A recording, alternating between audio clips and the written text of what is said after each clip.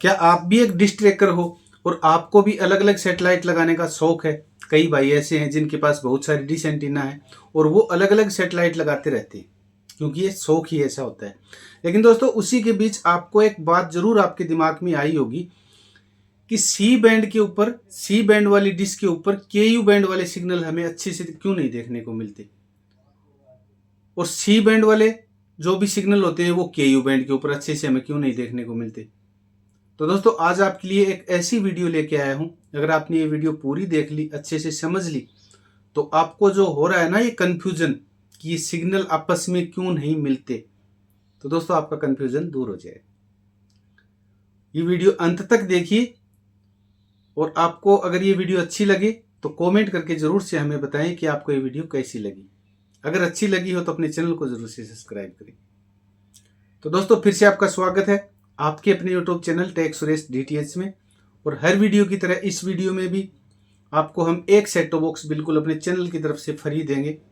देखते हैं किस भाई को मिलता है। उसके लिए करना क्या है, तो दोस्तों हर वीडियो में हम आपसे एक सवाल पूछते हैं, लेकिन इस वीडियो के अंदर आपसे हम कोई सवाल नहीं पूछेंगे। सिर्फ आपको एक प्यारा सा कमेंट करना है, चैनल को सब्सक्राइब करना है, बस आपके लिए इतनी ही कंडीशन है। देखते हैं किस भाई को मिलता है, और पिछली वीडियो में किस भाई को मिला है उस भाई का नाम भी अनाउंसमेंट करेंगे। तो चलिए दोस्तों, अब चलते हैं अपने सीधे टॉपिक के ऊपर कि सी बैंड के सिग्नल केयू बैंड के ऊपर हमें क्यों नहीं मिलते। मान लीजिए आपके पास 6 फीट की डिश एंटीना है सी बैंड वाली, क्योंकि इसी के बारे में मेरे पास पिछले 2-3 दिनों से बहुत सारे कॉल मैसेज आ रहे हैं कि सर हमारे पास 6 फीट की डिश एंटीना है, जो कि सॉलिड की भी है या फिर अदर कोई जाली वाली है। क्योंकि आपको पता है कि सॉलिड की जो डिश आती है वो एक चद्दर के रूप में आती है, और पहले आती थी एल्युमिनियम की जाली वाली। लेकिन हम उस अपनी सी बैंड डिश के ऊपर अलग दूसरे केयू बैंड की सैटेलाइट लगाना चाहते हैं, जैसे मान लीजिए 80 डिग्री हो गया, या फिर अपना डीडी फ्री डिश क्यों ना हो, या फिर अपना 40 डिग्री हो गया, 42 डिग्री हो गया, 26 डिग्री हो गया। तो ये जो सैटेलाइट होते हैं ये तो 2 फीट के ऊपर ही आते हैं, लेकिन हम इसको सी बैंड के ऊपर लगाना चाहते हैं और हमें सिग्नल देखने को नहीं मिल रहे। तो इसका क्या कारण है, बड़ा क्या कारण है, तो दोस्तों वही कारण आपको मैं समझाने की कोशिश करूंगा। क्योंकि इसके लिए मेरे पास स्पेशल एक कॉल भी आई थी, जो कि हमारे बड़े भाई साहब हैं राजस्थान से, पुरोहित जी, तो उन्होंने भी यही बात हमसे पूछी थी।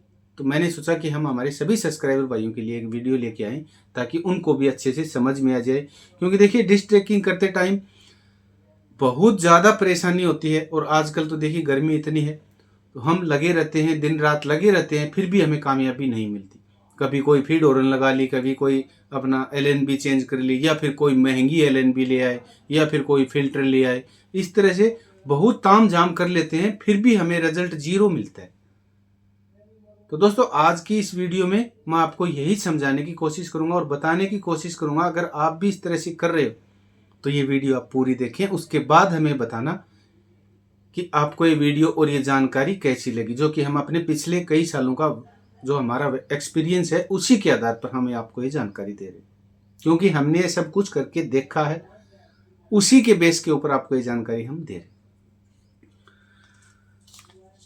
अब दोस्तों, सबसे पहले हम समझते हैं अपने डिश का आकार और साइज। तो देखिए, जो भी अपनी सी बैंड की डिश एंटीना होती है उसकी साइज होती है 6 से 12 फीट। 6 फीट होगी, किसी के पास 8 फीट की होगी, किसी के पास 10 फीट की होगी, और किसी के पास 12 फीट की होगी। और केयू बैंड की डिश एंटीना कितनी होती है? 45 सेंटीमीटर से और 90 सेंटीमीटर, या फिर 120 सेंटीमीटर, या फिर 100 सेंटीमीटर। लेकिन उसके ऊपर सिग्नल आते हैं और वही हमें 12 फीट के ऊपर देखने को नहीं मिलते। तो इसका कारण क्या है? आपके भी जरूर ये दिमाग के अंदर ये सवाल आया होगा। अगर आया है तो कमेंट करके जरूर से बताएं। अब दोस्तों, दूसरा पॉइंट इसका कि सिग्नल पावर। सबसे पहले हम इसके सिग्नल के पावर को समझते हैं कि इनका दोनों का सिग्नल पावर कैसा होता है। तो सबसे पहले हम सिग्नल की पावर की बात करें तो सी बैंड वाली सिग्नल पावर की, कि भैया सी बैंड की सिग्नल कैसे आते हैं। मैं दोस्तों आपको बिल्कुल आसान और हिंदी भाषा के अंदर बिल्कुल आसानी से समझाने की कोशिश करूंगा। अगर आपने पूरा अच्छे से समझ लिया तो दोस्तों हो सकता है आपको डिश ट्रैकिंग करते टाइम परेशानी नहीं होगी।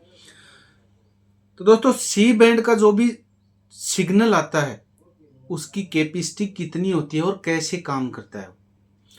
तो दोस्तों, सी बैंड का जो सिग्नल होता है वो कम होता है, के यू बैंड के मुकाबले सिग्नल उसका कम होता है, लेकिन वो सेटेबल होता है, फिक्स होता है। सिग्नल उसके जरूर कम है लेकिन वो फिक्स है। अब वही हम बात करें के यू बैंड की, तो के यू बैंड के सिग्नल बहुत ज्यादा होते हैं, लेकिन मौसम का इफेक्ट होता है उसके ऊपर। जैसे खराब मौसम हो गया, बादल आगे आगे कोई मतलब कोई भी आगे ऑब्जेक्ट आ गया उसके, जैसे कोई दीवार आ गई, कोई बिल्डिंग आ गई, तो कहने का मतलब उसके सिग्नल गायब हो जाते हैं। लेकिन सी बैंड के अंदर ऐसा नहीं होता। सी बैंड के सिग्नल भले ही कम है लेकिन वो स्टेबल है, नहीं तो बारिश का इफेक्ट होता, नहीं कोई खराब मौसम का इफेक्ट होता।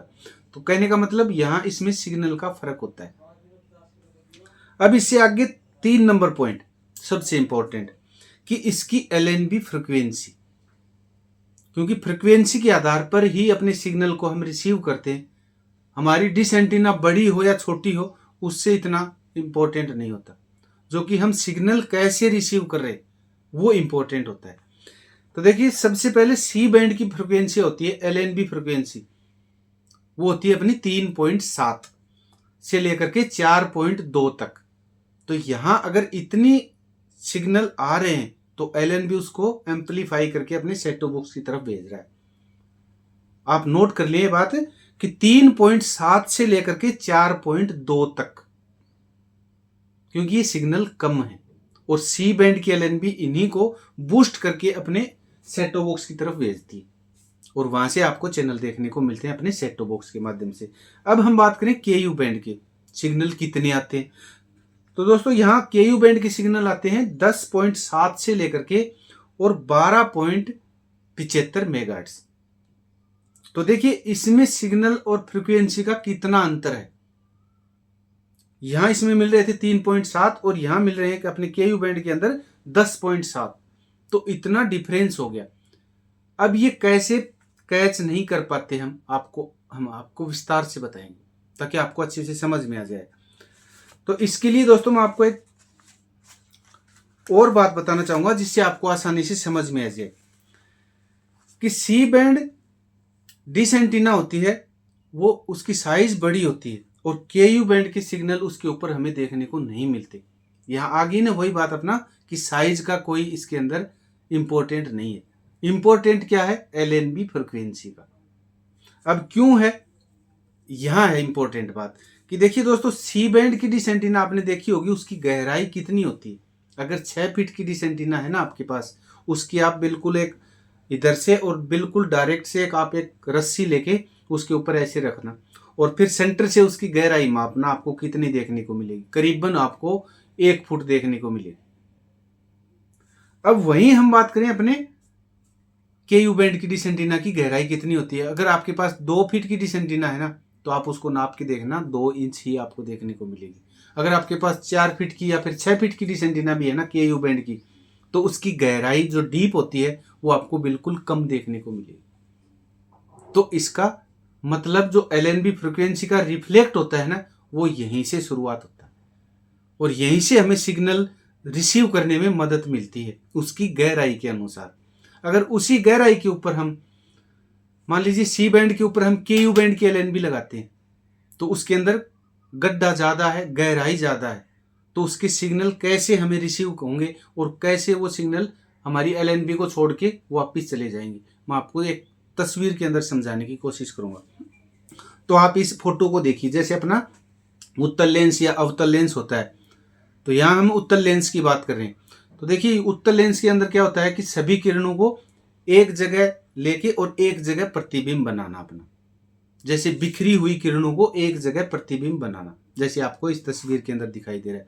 तो जैसे हमारी डिस्क के ऊपर जो सिग्नल आते हैं, क्योंकि सी बैंड के ऊपर मैंने बताया सेटेबल सिग्नल होते हैं और वो अपने डिस्क के ऊपर आ रहे हैं और वहां से अपने फीड हॉर्न की तरफ जा रहे हैं, एलएनबी की तरफ जा रहे हैं और वहीं से वो प्रतिबिंब जो बन रहा है इसका, और वही प्रतिबिंब को एम्पलीफाई करके बूस्ट करके अपने सेट टॉप बॉक्स की तरफ हम भेज रहे हैं। तो यहाँ उसको सिग्नल कम मिल रहे हैं लेकिन वो सेटेबल है, इसलिए आपको सी बैंड के मिल रहे हैं। अब वही अगर हमने वो अपनी दूसरी एलएनबी लगा दी, के यू बैंड की लगा दी, तो अभी जो के यू बैंड की फीड हॉर्न थी वो अलग डिजाइन की होती है और सी बैंड की फीड हॉर्न होती है वो अलग डिजाइन की होती है। क्योंकि सबसे पहले अपने जो सिग्नल आएंगे वो फीड हॉर्न के ऊपर टकराएंगे और फीड हॉर्न उनको क्या करती है, अंदर की तरफ धकेलती है। जैसे अपने अवतल लेंस और उत्तल लेंस की हम बात करें, इसी तरह से जितने बाहर के सिग्नल थे वो सारे इकट्ठे होके जितनी गहराई होगी उसके ज़्यादा सिग्नल आएंगे, क्योंकि वहाँ 3.7 के सिग्नल हमें देखने को मिल रहे हैं और वो हम LNB की तरफ ले रहे हैं। अब वहीं हम बात करें अपने KU बैंड की, कि यहाँ देखिए अपने C बैंड के ऊपर तो वो हमें सिग्नल देखने को नहीं मिले। क्यों नहीं मिले? कि वो सिग्नल जो रिफ्लेक्ट होके गहराई के अंदर से आकर के जो भी ऊपर से सिग्नल आए थे वो पूरे अपने उस गहराई के अंदर आ चुके और गहराई के अंदर से वो सिग्नल फैल गए। तो फैलने के कारण अगर आपके पास सी बैंड की LNB है या फीड हॉर्न है तो वो आपको ज़्यादा दूर के अंदर से कवर कर लेगा। जैसे सी बैंड की LNB होती है उसके ऊपर प्लेट लगी होती है, उसके अंदर रिंग के आकार की आपने देखी होगी गोलाई बनी होती है, तो उससे वो जब टकराएंगे तो वो अपनी LNB की तरफ सिग्नल चले जाएंगे। अब अगर मान लीजिए हमने अपने सी बैंड डिश एंटीना के ऊपर KU बैंड की LNB लगा दी, तो वो जो प्रतिबिंब बन रहा है नीचे से आकर के और वो फैल रहा है, क्योंकि वो जो पहले अपने सी बैंड के ऊपर था तो वो तो 6 इंच के ऊपर फैल रहा था और अब हम लगा ली अपनी 2 इंच की, क्योंकि KU बैंड की जो आगे फीड हॉर्न होती है वो 2 इंच की होती है। अब 2 इंच और 6 इंच में कितना अंतर हो गया, इसलिए वो जो सिग्नल नीचे से रिफ्लेक्ट होके LNB की तरफ आए तो वो उस LNB की फीड हॉर्न KU बैंड वाली फीड हॉर्न से साइड से होके और वापस चले गए। इस तरह से आपको वो सिग्नल अच्छे से देखने को नहीं मिलते जो कि सी बैंड की हम बात कर रहे हैं। हम उसके ऊपर KU बैंड की LNB लगा ली, लेकिन KU बैंड का जो रिफ्लेक्ट था वो उससे बाहर से होके और वापस गुजर गए। अब हम बात करते हैं अपने KU बैंड के ऊपर कि KU बैंड के ऊपर हम सी बैंड की LNB लगाएं तो वो कैसे काम करती है, तो वो भी मैं आपको बताऊंगा दोस्तों। तो देखिए यहाँ उसके अंदर जो हमने पहली देखी उसके अंदर गहराई ज़्यादा थी और अपनी KU बैंड की ऑफसेट डिस्क की हम बात करें तो उसकी गहराई कम देखने को मिलती है। जैसे हम कोई शीशे से और सूरज की तरफ कोई भी हम रिफ्लेक्ट मारते हैं उसका प्रतिबिंब आगे जाके कोई दीवार से टकराता है, उसी तरह से यहाँ इसके अंदर गहराई ज़्यादा है और अपनी ऑफसेट की गहराई कम है, तो इसका प्रतिबिंब बनेगा वो बिल्कुल कम बनेगा, क्योंकि इसको कम की ज़रूरत है। KU बैंड की सिग्नल तो पहले से ही हाई है जो कि हमें देखने को मिलते हैं कितने 10 से ऊपर, तो इसको तो सिग्नल की ज़रूरत नहीं है इतने ज़्यादा की, उसको तो नॉर्मली चाहिए जो कि अपने 2 इंच की जो फीड हॉर्न होती है उसको वो आसानी से रिसीव कर लेता है। तो इसका कहने का मतलब कि ऑफसेट डिश एंटीना की जो भी गहराई होती है वो कम होती है क्योंकि उसको नॉर्मल सिग्नल ही चाहिए और जो भी उसका प्रतिबिंब बनेगा वो अपनी 2 फीट के ऊपर बिल्कुल एक्यूरेट आ जाएगा। और अगर गहराई ज़्यादा होगी, जैसे हम सी बैंड की बात करें, गहराई ज़्यादा होगी तो उसका जो प्रतिबिंब बनता है वो आपको कम से कम 6 फीट या 6 इंच या 8 इंच के अंदर देखने को मिलता है, इसलिए आपको सिग्नल देखने को नहीं मिलते अपने सी बैंड वाली डिस्क के ऊपर KU बैंड के। अब आपको आसानी से समझ में आ गया होगा। तो ये इसका मुख्य कारण है क्या, कि सबसे मेन चीज इसकी गहराई, कि सी बैंड डिश एंटीना की भैया गहराई ज्यादा होती है और अपनी ऑफसेट डिश एंटीना जो KU बैंड की डिश एंटीना होती है उसकी गहराई कम होती है, क्योंकि सिग्नल का और LNB फ्रीक्वेंसी का अंतर होता है। KU बैंड की LNB फ्रीक्वेंसी बहुत हाई होती है इसलिए उनको फीड हॉर्न बहुत कम में काम चल जाता है, और अपनी सी बैंड की सिग्नल बहुत है उसको कम देखने को मिलते हैं इसलिए वो अपनी बड़ी फीड हॉर्न के ऊपर आपको देखने को मिलते हैं। तो इसका मोस्टली कारण यही है, इसीलिए सिग्नल आपस में मैच नहीं हो पाते। अब दूसरी बात करते हैं कि इसके अंदर अपनी फ्रिक्वेंसी LNB और फीड हॉर्न का सही ना होना। अगर आप ये सोचो कि हम अपने सी बैंड वाली फीड हॉर्न के ऊपर KU बैंड वाली LNB लगा लें, तो आपने वो लगा तो लिया लेकिन पीछे से जो सिग्नल आ रहे हैं आपने देखा होगा सी बैंड की जो LNB होती है उसकी चौड़ाई बहुत ज़्यादा होती है। मैं आपको दिखाना चाहूँगा, इस तरह से इतनी होती है, जबकि उस सी बैंड वाली KU बैंड वाली होती है उसकी सिर्फ आपको आधा इंच ही देखने को मिलती है। तो इसका मुख्य कारण ये है, आप अच्छे से भली बात जानते भी होंगे, जो कि मैं आपको दिखाना चाहूँ। ये देखिए इतना अंतर होता है। अब मान लीजिए नीचे से गहराई कम है और वो जो सिग्नल आ रहे हैं वो इसके अंदर कम आ रहे हैं तो कम में भी ये काम चला लेगी, लेकिन अगर कम आ रहे हैं तो वही इसके अंदर सिग्नल आएंगे तो कैसे सिग्नल आपको देखने को मिलेंगे, आप खुद अंदाजा लगाओगे। इसका मुख्य कारण ये है। और हमारे जैसे भाई दिन रात पसते रहते हैं, लगे रहते हैं, इस सिग्नल आएगा, सिग्नल आएगा, सिग्नल आएगा, आ भी जाता है कुछ परसेंट तो वो सेटेबल नहीं रहता। इसका कारण, मुख्य कारण ये है। तो भैया कहने का मतलब सी बैंड के ऊपर गहराई वाली डिश एंटीना के ऊपर आप केयू बैंड की इस तरह की एलएनबी का इस्तेमाल ना करो तो ही बेहतर है, क्योंकि आपको अच्छा रिजल्ट देखने को नहीं मिलेगा। अब कई भाई बोलेंगे कि हमने सॉलिड वाली डिश के ऊपर अपनी केयू बैंड एलएनबी कामयाब कर रखी है। तो दोस्तों वो कैसे होती है मैं आपको वो भी बताऊंगा। तो वो एलएनबी आपको साइड में एडजस्ट करनी होती है जहां डिस्क की गहराई कम होगी। आपने कई बार देखा होगा कि अगर हम सेंटर में एलएनबी लगाएंगे ना तो आपको सिग्नल देखने को नहीं मिलेंगे। ये बात आप अच्छे से दिमाग में डाल लें। जब भी आप अपनी केयू बैंड एलएनबी सी बैंड की डिश एंटीना के ऊपर लगाओ तो ये सेंटर के अंदर काम नहीं करती है। इसको आपको साइड में लेना होगा जहां डिस्क की गहराई कम हमें देखने को मिलेगी, वहां इसके ऊपर सिग्नल मिल सकते हैं आपको, लेकिन सेंटर के अंदर नहीं देखने को मिलेगी। क्योंकि जो प्रतिबिंब उसका सेंटर में आपने ले लिया, सेटेलाइट को बिल्कुल सेंटर में ले लिया और सेंटर में से यहाँ से जो सिग्नल होके इसके ऊपर आएगा वो सिग्नल इसका फैल जाएगा। कहने का मतलब इससे बाहर के होके चला जाएगा, इसके अंदर नहीं आएगा। अगर इसको अंदर हम लेंगे तो हमें एलएनबी की दूरी बढ़ानी होगी डिश एंटीना से, तो वो इसका फोकल पॉइंट आउट हो जाएगा, वो आपको अच्छे से सिग्नल देखने को नहीं मिलेगा। तो अगर आप भी ऐसे कर रहे हो और आप भी परेशान हो बार बार इस तरह से कि हम अपनी सॉलिड के ऊपर, सॉलिड वाले डिस्क के ऊपर हम ये एलएनबी लगा लें तो हमें सिग्नल देखने को मिल जाएंगे, हाँ मिल सकते हैं अगर कोई सेटेलाइट के सिग्नल बहुत ज़्यादा हो। अगर आप 80 डिग्री की ट्राई कर रहे हो दोस्तों और जाली वाली आपके पास डिश एंटीना है तो आपको सिग्नल देखने को नहीं मिलेंगे, चाहे भले उस सेटेलाइट के सिग्नल कितने भी क्यों ना हो। ये आप अच्छे से दिमाग में डाल लें। अब मान लीजिए आपके पास चद्दर वाली डिश एंटीना है, उसके ऊपर इसके सिग्नल आ सकते हैं, वो भी साइड में एलएनबी लगा के आप ट्राई करो तब। या फिर ऐसी सेटेलाइट कोई जैसे अपना 40 डिग्री हो गया, 26 डिग्री हो गया, उनके सिग्नल अपने इंडिया के अंदर ज़्यादा हैं तो वो सिग्नल आपको देखने को मिल सकते हैं, साइड में आप लगा के ट्राई कर लें। तो दोस्तों ये कुछ फर्क था अपना कि सी बैंड के ऊपर भैया ये एलएनबी काम क्यों नहीं करती। मैंने आपको अच्छे से समझाने की कोशिश करी। अगर फिर भी आपको कुछ समझ नहीं आया हो तो अपनी वीडियो के अंदर कमेंट करके आप हमसे पूछ सकते। अब देखिए दोस्तों, आपने कई घंटों की मेहनत के बाद मान लीजिए कोई सेटेलाइट के सिग्नल आपने रिसीव कर भी लिए और वो आपको सिग्नल सेटेबल देखने को नहीं मिले, क्योंकि आपके पास सी बैंड वाली डिश एंटीना थी और आपने केयू बैंड की एलएनबी लगा के कुछ परसेंट सिग्नल ले लिए और वो आपको सेटेबल देखने को नहीं मिल रहे। तो इसको हम सेटेबल कैसे करें आपको वो भी हम बता देते हैं। तो दोस्तों इसके आगे आपको फीड हॉर्न लगानी होगी बड़ी साइज की। इसके आगे आपको कम से कम 4 इंच या फिर 6 इंच की फीड हॉर्न लगा के आप उस डिश एंटीना के सिग्नल कुछ परसेंट बढ़ा सकते हो।